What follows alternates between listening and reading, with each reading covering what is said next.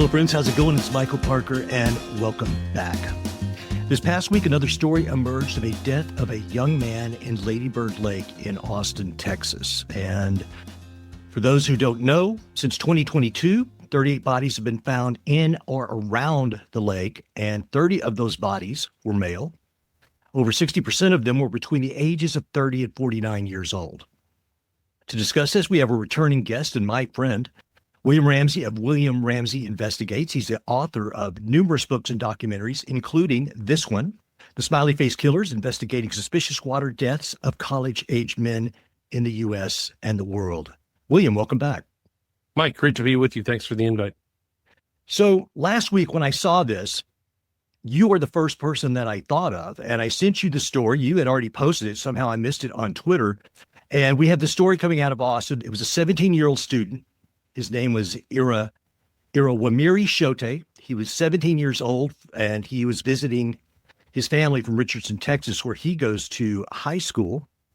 He was on a family paddleboarding trip with his sister and I believe his father and maybe one or two other people.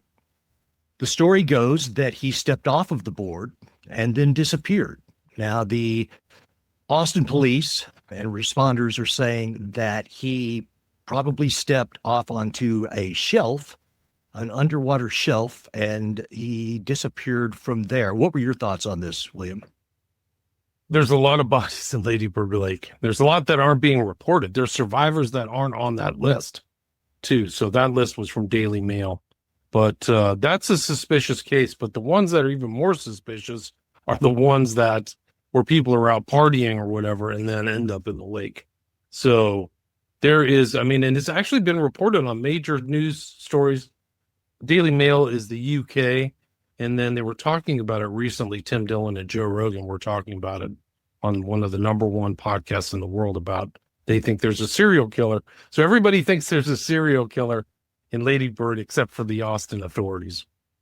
I listened to your interview yesterday with Jim Smith, and I want to give him a shout out because he's done excellent work from the beginning along with yourself on this. And, to be clear to the audience, I think in this particular case, it is an accident, but I don't really know. But that if there's any good thing that happened as a result of this, is it's once again shining a light on this ongoing tragedy that's occurring in Austin. It's incredible. There's a lot of bodies. There's a lot of names. They won't divulge the names too. So I think that, in my opinion, they are covering it up, in my opinion. And I think that's the way it is in a lot of these urban areas. But I think they're deliberately not divulging names and cause of death. So there was a young man. His name was Eli Blau. He was from Israel. And he ended up right near the mayor's office, kind of adjoining the lake. And they lied about it and said there was a young man with a heart attack. And then they changed the story to suicide. And his parents don't believe the story at all. But that's what the public picked up. And he's still unidentified. He's unidentified specifically in that Daily Mail article that was put out in the UK. So, and there's like all these unidentified males, but some people know the names. There's another couple other names I know that I don't need to divulge, but they don't even encompass two guys who were brutally beat up and left by the lake. One's name is Christopher Pugh, P-U-G-H, and another's, I think, Tim Jones. Jones was his last name. Both ended up in the hospital, but those aren't included in the story. So it's not like much of the other smiley face killings phenomena and the way it plays out in media. They're not seeing the whole picture. William, this is our third episode together that we're doing on this subject, and I would encourage my listeners to go back to the previous episodes. Both have Smiley Face Killer in the title. And you have, in this book, you cover, I believe, around 370 some odd cases. And just for the people who haven't seen it, kind of explain what is the through line, what is it about these cases, what are the similarities? I think that they describe it right at the intro. I think that fits the profile of what's known as the Smiley Face Killers. Is a younger man who either goes out at a bar, separates from his friends, disappears. There's huge media, interest. The family doesn't know. It's usually out of character. And then later to be found dead in water over a period of time that doesn't make sense. Usually, if people drown, they're found fairly recently, fairly close to where they were last seen. Oftentimes, people are seen going in the water. None of the cases that I covered, people saw them go in the water. That's what kind of distinguishes this. I think it's meant to look like a staged drowning, but this smiley face killers, it got its name from the two, like I think we explained it before, but from the two guys who first started investigating them. Yeah, I think that basically covers the kind of modus operandi of these kind of deaths. And Austin, Texas is my home state, and I love the city of Austin. I've not been there in many, many years. But this troubles me, and it troubles a lot of people greatly. And the police department is saying that these deaths are unrelated. But listen, if you go on to forums, if you look at the comment sections of many YouTube videos on this subject, this is an open secret, not only amongst the people of Austin, but the U.S. People know that something is going on here, and I am willing to concede that some of them were accidents, but the sheer numbers of these and the similarities, it's unmistakable that something very, very dark and tragic is happening. I agree. And it's becoming more prevalent for people to talk about it. There's a lot of really good online people on YouTube who've made videos, who've been down to Lady Bird Lake. And I included those when I was talking to Jim. I talked about a couple. One guy's a paranormal investigator. There's another guy who went down there. He had a Portuguese last name, like Oliveira or something like that. But the millions and millions of listens, like I wish that I had a million listens on one of my shows. But also people are kind of like, it's in the zeitgeist. I totally agree with you. They may not see the kind of wide angle, 2 steps back view that it's happening in Chicago, New York, New Hampshire, cases in Princeton, New Jersey. So they may not see it, but they definitely see that in these different locales, something's going on, particularly in Austin, which is very strange because it wasn't on the map for like serial killings, as Texas especially. So something in the character of the city of Austin and Texas has changed very rapidly within 10, 20 years. So it's really remarkable. And a lot of people are commenting how they believe that this is the work of perhaps one serial killer. They're calling it the Rainy Street Ripper. Of course, we both believe that this is the work of multitudes of people in different places for reasons that we do not know, and we don't know how these organizations would be connected if they are connected. Returning to the story of this young man, he was there with his family, and he gets off of the paddleboard and then he disappears. And once again, I don't know what happened. And the only thing that's good about this is it puts more light on the subject. I heard, or I saw on Jim Smith's Twitter, that now also a body has been found in a submerged car in Austin near or on the campus of University of Texas. Yeah, it's crazy. So, it's just like more and more stories keep coming out. So I think it was a woman, though. I'm not really sure. So, yes, but it's like, what's going on? And there's other cases, too, that aren't even in Lady Bird Lake. There's one that I include in my book, a guy by the name of Randy Lexvold, who died. I think 6th Street is the main kind of, next to Rainy, 6th Street is kind of the main tourist thing. He was found off of 6th Street, really with incredible amount of injuries and a very strange kind of drawings and graffiti around where he died. But they just covered it up and washed it off as an accident. Or they didn't call it a murder, I think, in Austin. But there's other things that are happening around Austin that are very gruesome. Yeah. And in one of the previous episodes, we talked about the presence of GBH and other drugs being found in the bodies of these things. And, these days we often tell the women and ladies and girls in our life, please watch your drink in clubs. But no, everybody has to watch their drink at this point. And I also implore anyone who's going out and partying, whether it's Austin or anywhere else, please stay together if you can. If one of your friends says that they would like to go home, or do not let them go alone. Yeah, totally agree. I followed one of the cases. I think we might have talked about it. Was Riley Strain? Yes, but his family has a suit, and they are filed a civil suit against some of the establishments and some of his friends for letting him wander off alone. So you can actually have very serious consequences if somebody wanders off alone and has misfortune, whether they falls under the SFK, or they hurt themselves or become a paraplegic. So it's really in your interest. It's very selfish to help out your friends, because you could end up being sued, and you don't want, nobody wants that. So No. And, I'm not trying to pick on the cops, but I mean, look, another interesting thing that I heard in your interview yesterday when I was listening to it, it was brought up that the Austin police have made their police scanner private. right. And so this morning I was like, you know what, I'm going to look into this. And apparently on April 22nd of 2024, the Austin Police Department publicly transitioned from open air analog police scanners to an encrypted digital radio system. And so this makes live patrol and dispatch channels inaccessible to the public. And they are not the only city to have done this. I believe that Denver also did it in a couple of other cities. So this is something that is happening. Now, when I heard it on your interview, that immediately causes us to be suspicious. The cops will say that we're doing this for the safety of our policemen and women, and we're trying to do it to keep from emitting information that might help an offender. But still, it doesn't look great. It doesn't look great, but it happened right after the Eli Blau case. So I know a guy on the street who does great work. His name is Jamie. You can find him under Dash. He covers a lot of homeless issues and this kind of smiley face killing. And it's like he's taking pictures, or he's on the street, like literally. And it was right after this Blau thing where the report went out, people went down to the river like good citizen journalists.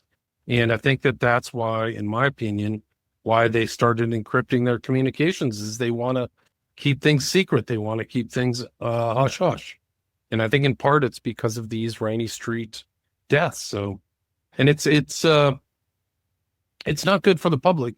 The public needs that transparency and all that insight, because the cops are very, very much stonewall the public on a lot of information regarding these cases and other cases where I think that they should be more forthcoming regarding their information. I feel like they have kind of like a siege mentality, and especially in those kind of urban areas. So I think it's unfortunate. Yeah, it is. And it's being left to citizen journalists like yourself and Jim and others to sort through all this and try to make some sense of it. And once again, it's an open secret. People know that this is happening. People speak about it. Some people have personal anecdotes that you'll read in the comments.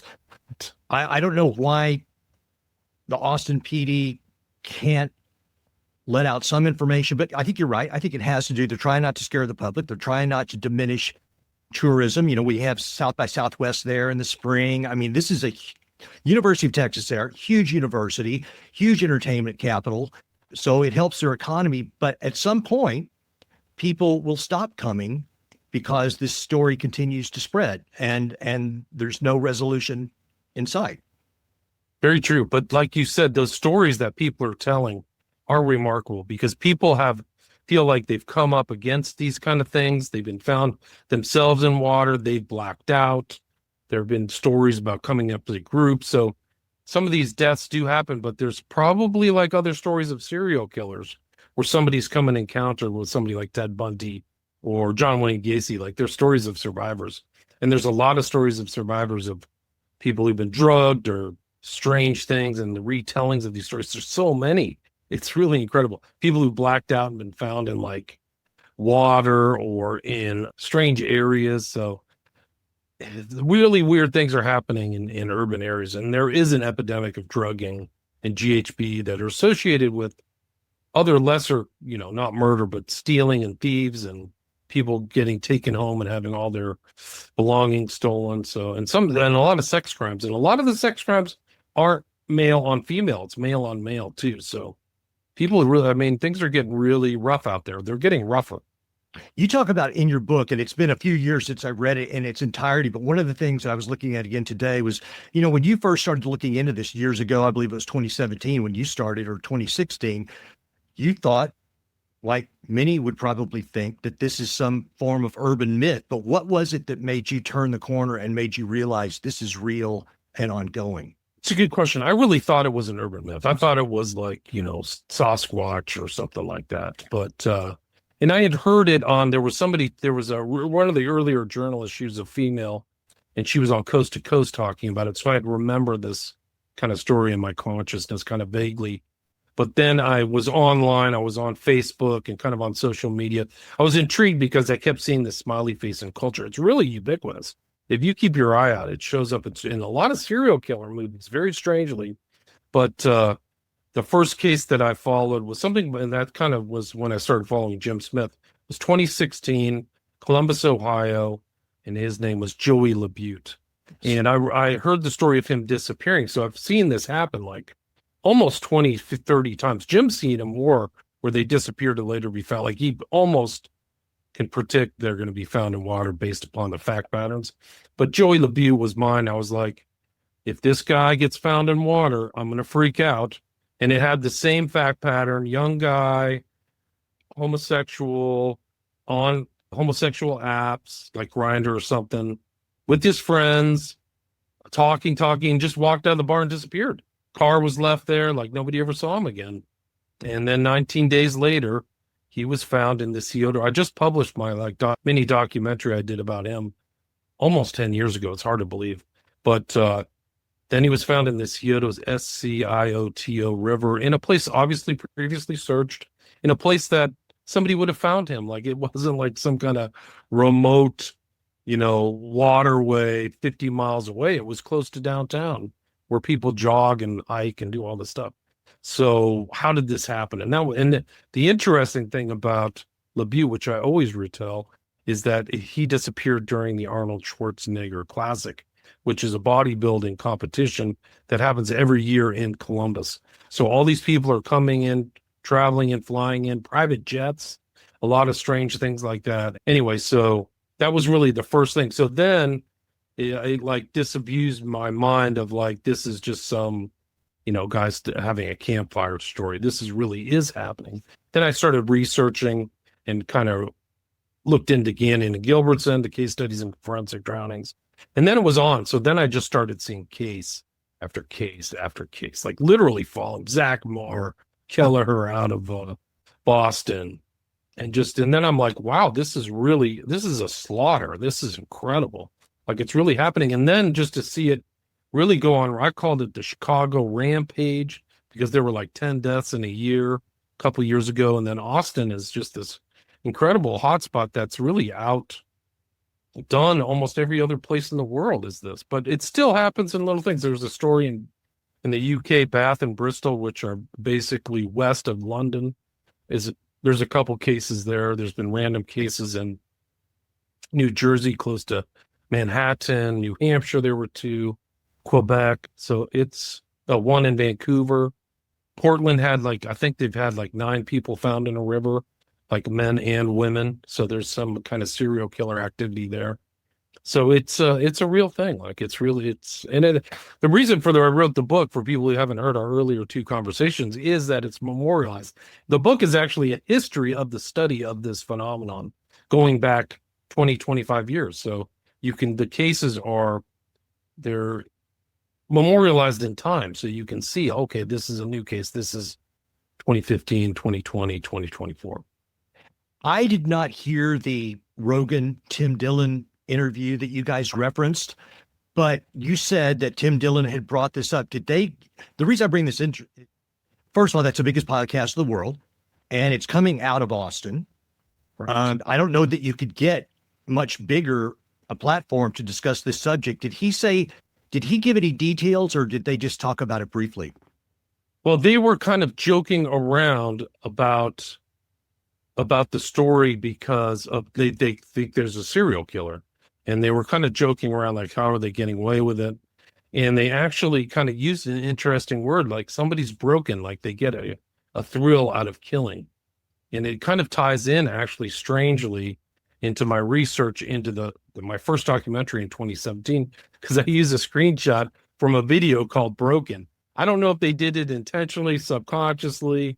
It was in the ether or something, but they use this thing. I'm wondering if I can find this video of them, but I don't know if I can play it. But it is remarkable that they brought it up. Like in their conversations, I think Dylan's been on Rogan 8 or 9 times, many, many times.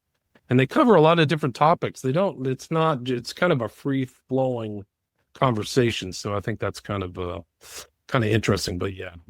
Well, the reason I bring that up is because I would think that would be just one more thing that puts additional pressure on law enforcement, local government, and Greg Abbott, the governor of Texas, to sort this out, because this is no longer hushed conversations between conspiracy theorists or people on the internet. This is something that has now been spoken about in a public forum about the city that they're broadcasting from. Right. No, I mean, it is incredible. Like, you would think that the government, I think that the insight right now is just to cover everything up. That's the government's view, and try to handle it.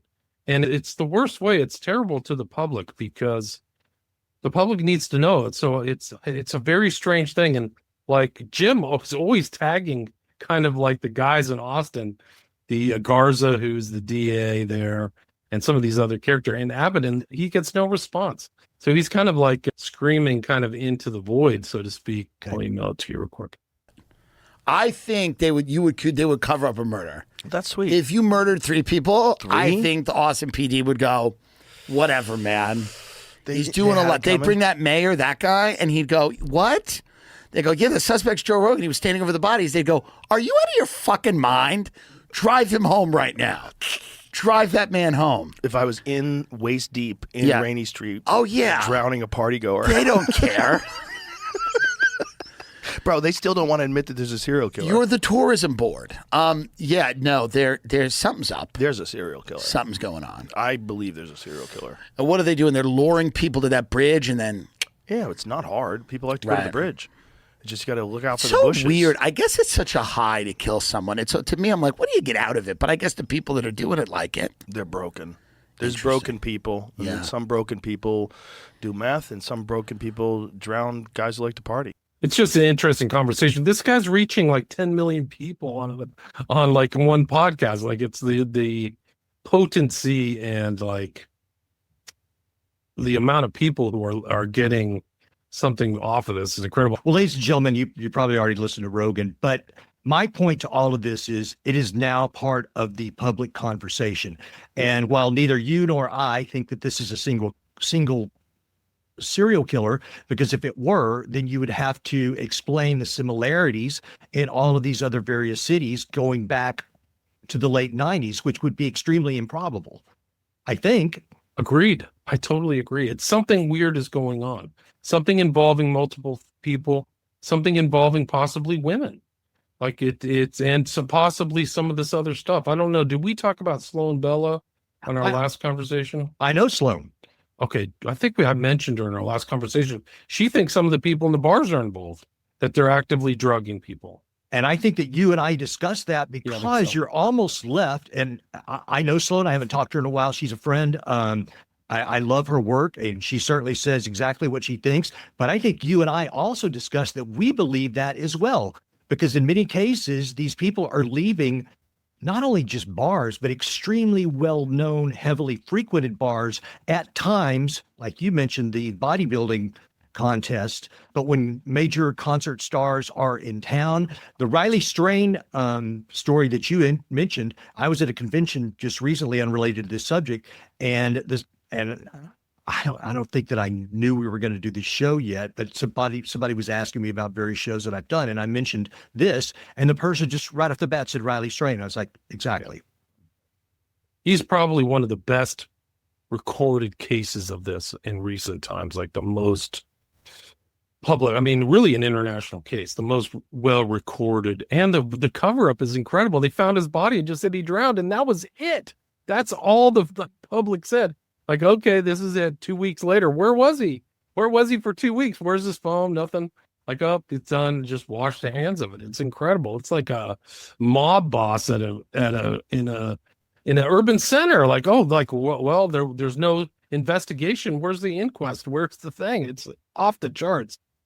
But yeah, Riley Strain is something else. He was in town. It's kind of like Nashville is kind of like the new LA in a lot of things. Absolutely. And, it was the guy who sings I Got Friends in Low Places was in town. Yeah. Is that Garth Brooks? Garth Brooks, yeah. Okay. That's a whole nother show, but the reason I say that is I'm sorry to interrupt. The reason I mentioned Garth Brooks is somebody had mentioned that in the comment section of one of the videos that I had watched. And there was a point I was going to, and I'm forgetting, but back to Lady Bird Lake. Having not been to Austin since 2008, I was wondering, I wanted to know some things about Lady Bird Lake. And Lady Bird Lake is a portion of the Colorado River that is dammed. And so it's, man-made somewhat. And that lake, since the 1960s, it has been forbidden to swim in it. And I guess 2 children had passed away in the 60s. So they said, no more swimming in Lady Bird Lake. And yet paddleboarding, kayaking, big sport down there. And I've seen several people in the last couple of days talk about that. And I guess also right now they're doing a big kind of purification of Lady Bird Lake. There's an outgrowth of algae. So they're doing all these things. It's right there in the center of town. I don't know how you would keep people out of that lake. And even with the installation of temporary lighting, of signage, of fencing, I don't know what else you do, but clearly something has to be done. Yeah, it's also not very deep. My understanding, it's only 6 feet deep average. So it's not like it's like super some kind of like chasm or something. But it's very mysterious how people can drown in that too. And that's the whole mysterious thing about all these drownings is they're really not drownings. They're just body dumps. People are putting them in there. And then it's easier for people to justify it as drownings. In some of these cases, they found the bodies without water in the lungs, if I remember from your book. That's Riley Strain too. That was like what the medical examiner told somebody. It hasn't been, I don't think it's validated in paper to my knowledge, but that's what they said, which is like, no, it's a dry drowning. They just still call it drowning again. Like, really? It's rare. It's like less than 5% of so-called drowning. These are incredible events. Like, it's still ongoing. There's 38 bodies in Austin in the last 3 years. And the government isn't telling the public this line that the public has to figure it out themselves. It's incredible. One of these articles that I saw just a couple of days ago was actually in Newsweek, and then Newsweek posted an update, if I can find it here. Basically, they're saying, oh, by the way, it wasn't 30 some odd bodies, was actually 19 because the remainder of the bodies were found in or around the lake. But that doesn't really matter because they're all in that vicinity. So there's not really a way that you could diminish the impact of this, especially for the families of the deceased. Yeah, no, it's still suspicious. I mean, there's other things happening in Texas, guys. Houston, Corpus Christi, outside of Dallas, there was one case. I mean, you want to talk about a small world. I have a family friend whose pool guy's best friend was the father of a guy who disappeared about 40 miles east of Dallas. So like I literally ran into somebody who's still searching. It was really interesting. I mean, I didn't want to tell him all I knew. I just said, oh, he disappeared at a bar at 2 a.m. Have you checked the water? I was like, have you checked any water? Oh, we're still searching. We're still looking for him. I don't think they found him yet. I forgot his name. So it's like some of these places that were untouched by this phenomenon are being touched now. And it ties into this whole thing about like transportation and internet and underground message boards and kink and FetLife and all this strange stuff. Like, did we talk about Scarlett Blake? I don't remember. We did. That's one of the cases. Like the person who told the police about Scarlett Blake in Oxford, UK, was from Texas. And then you had this whole Zizzy and Cold or whatever. Yes. Which is a bunch of transsexual murderers. And like that was literal murder cult. That was here in the States on the West Coast, I believe. Weren't they out of... There was one victim on the West Coast, one in New Hampshire, one in Philadelphia. So it's like they had connections to all these. One guy went and killed his parents. And then there was a border agent or somebody in New Hampshire. And then I think one of their landlords in California. That's what they got caught for. Right. And they have this kind of dark worldview, almost like the Order of Nine Angles, and that they're set aside and special, and almost like the other people who aren't them are like mundanes. Right. And that's my understanding. So it's very creepy, and it kind of ties into this very scary transsexual. There's a correlation, and you'll never talk about it. It's too politically correct to say that, but there's a correlation between some of these transsexuals and violence. They have a tendency to violence there, and some of these people are very angry. And I've done a section called Transition to Kill. Like these transition people, if you don't talk to them the right way, they lash out in violence. Well, and the other thing, and we may have discussed this the last time, but here's the problem. And then you get into the possibility of copycat crimes.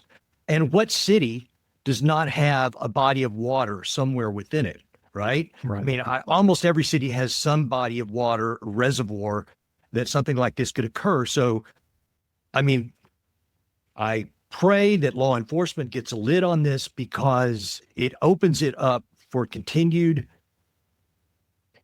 this to continue. And I think also the last time we discussed some of the guys in Austin, they were linked to like Eco Health Alliance at one point or something. Yeah. There was that level of intrigue. I don't know what's going on here. It could be coincidence, but regardless, young men, able-bodied men, and I don't know how many cases may or may not be women, but it seems like it's all entirely men, young men, this is happening to.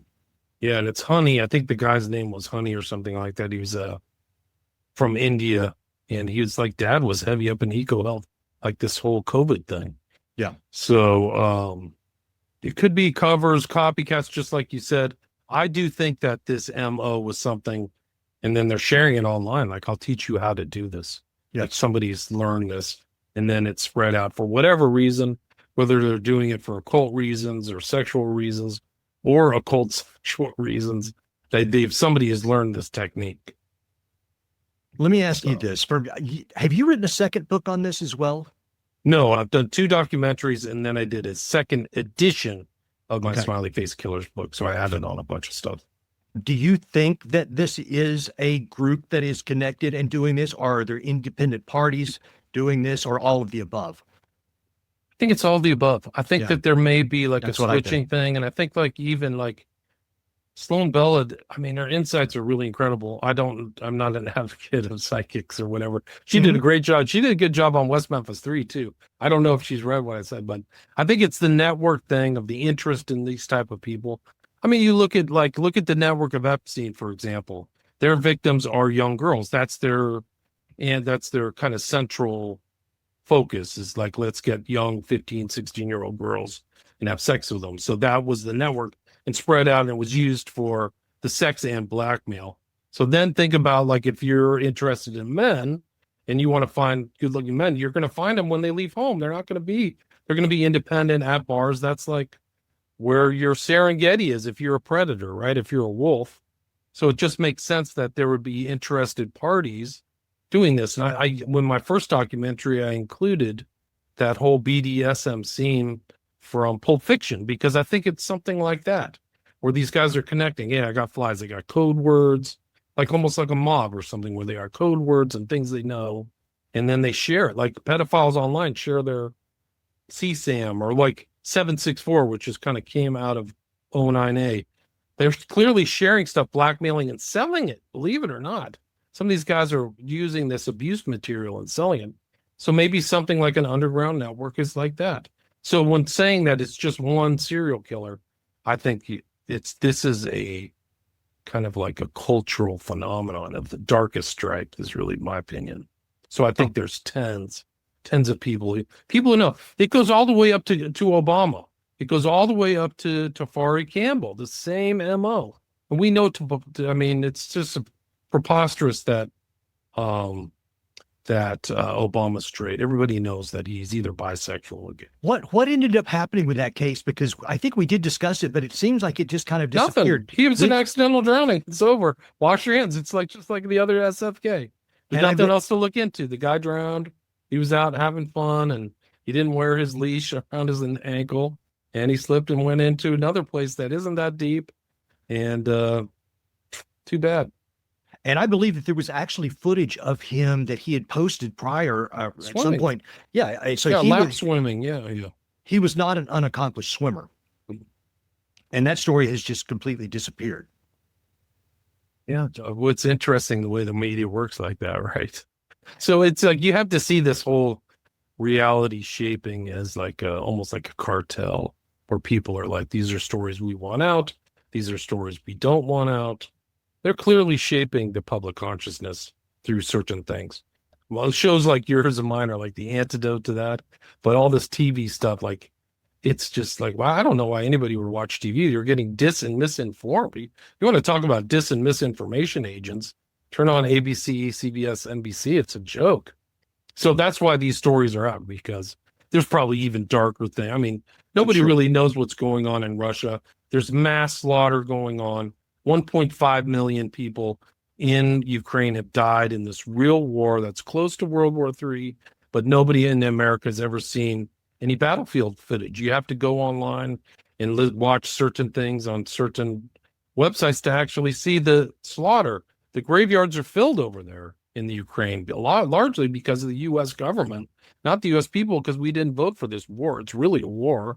We're supposed to declare war. This is just one example of very important story. I mean, Gaza, too, is a perfect example. You don't see the slaughter on TV. No. It's a genocide.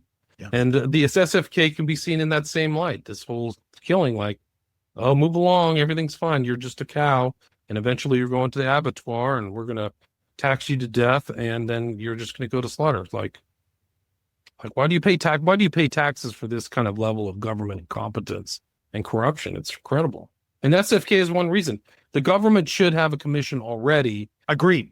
Putting these cases together, categorize. It shouldn't be the public. Putting the cases, trying to understand, trying to look into, trying to infiltrate people might be doing it, trying to figure out underground. I mean, they have incredible resources. Some of these governmental agencies, they get like $50 billion a year. And I got a guy like me just kind of grinding my way through, trying to pay rent in over expensive California. And you've got these huge things that are just like, no, Jeffrey Epstein killed himself and blah, blah, blah, blah, blah. It's a joke. It's a joke. It's interesting that you bring up Jeffrey Epstein, because that was going through my head. It's like, look, think about the level of goodwill it would generate for the U.S. government and law enforcement to state, look, we are undertaking an effort to try to figure this out. We don't know what it is. We do have the possibility that there is this thing going on that's been called the Smiley Face Killers. I mean, I think it would engender a great deal of public support, because look, when Kash Patel came out the other day and Dan Bongino, both of whom I had high hopes for initially, came out and said that, Epstein killed himself, which I personally still do not believe. Look at how that exploded in their faces, because nobody believes that. And if you listen, I don't know if you'll find the answer, but with the Smiley Face Killer thing, if you at least make a public effort to try to figure it out and give it the space that it needs within the media, you will engender support. I agree. Like, why aren't you doing that?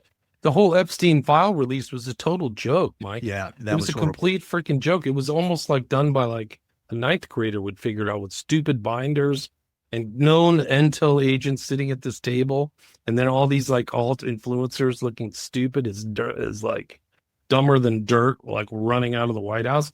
Like, wow, this is incredible. It shows you how deep it goes, because I think that the entire political group, from both sides, the totality of our political class 100% would be implicated. And that would be a good thing, because then they could all be swept off into jail, which all of them are criminal. Like, the default is criminality. They're all stealing money through their friends or over taxes or through laundering it back through Ukraine. They need to be swept off so we can survive. It's really a matter of survival, because a lot of these kids who are dead from this SFK because these politicians are corrupt and stupid and evil, frankly, because they should be involved in it. That's your job. That's why you're involved in law enforcement or the law. So do your job and put this stuff together. I mean, it's just like, people have to get back to just the basics: rule of law, enforce the law. And if you're not doing it, like, it is interesting. It's almost like Bongino and Patel, they go into Mordor and then they become another one of the ring wraiths. They get rid of one of the old ring wraiths and then they become and start lying to the public again. Like, what do you think we voted for you for? Like, you're supposed to stop the war. This SFK is happening in the context of great corruption. I'll just leave it at that. It is a splintering of society. Everybody feels under great pressure right now. A lot of people are wondering, God, what happens now? I have no power. And all I would say is, friends, seriously, please, when you go out and listen, we all like to see our friends and go, just please be aware of your surroundings at all times. And please do not drift off alone, because this is very real and it's ongoing. There's no end in sight. To the families of the victims and deceased, our heart goes out to you, and we will try to keep this in front of people until it's resolved. Amen. I mean, the predators are out there. There are people who self-identify as wolves. They are proud of it. And the people who aren't like that, they don't understand. Like, there are people who, like Jeffrey Dahmer, like he's going out drugging people. Yes. And doing horrible things. And this is kind of what, to me, that's within this context, this drugging. And some of these guys are very intelligent. These are like premeditated, thought about type crimes. Mm-hmm. These aren't like crimes of passion or jealousy or rage. This is a different type of crime. I always go back to think of this guy from Manchester. His name was Reynard Sanaga. He waited until 2 a.m. That's when he went out. So he would just take a nap and wait 2 a.m. because all the drunks would come out of the bars. That was his goal. Yay. And so they're in a vulnerable state. So going back to your point, stick together, maybe go leave the bar a little early and go home and have a couple drinks at home. Like, do something safe. Like, we're not in a really safe environment in this country anymore. It's not what it used to be. It's a sad state of affairs. William, thank you so much for the work that you do. And thank you, Jim Smith, for the work that you do, and all of the people who are continuing to try to push this story out so that we can figure out what it is. And to the people in Austin, please, city of Austin, please, state of Texas, stand up, do your jobs, make this more safe for your citizens, for those who want to come there. There's a lot of good things in Austin. I do not, by any stretch of the imagination, think it's all bad. But something has got to be done, and the secret has got to be spoken. Amen. Ladies and gentlemen, my name is Michael Parker. Reach out, get Smiley Face Killers by William Ramsey. Listen to his podcast, William Ramsey Investigates. I appreciate William's time. I appreciate your time. And if you could do me a favor and hit a like, hit a subscribe, it would mean the world to me.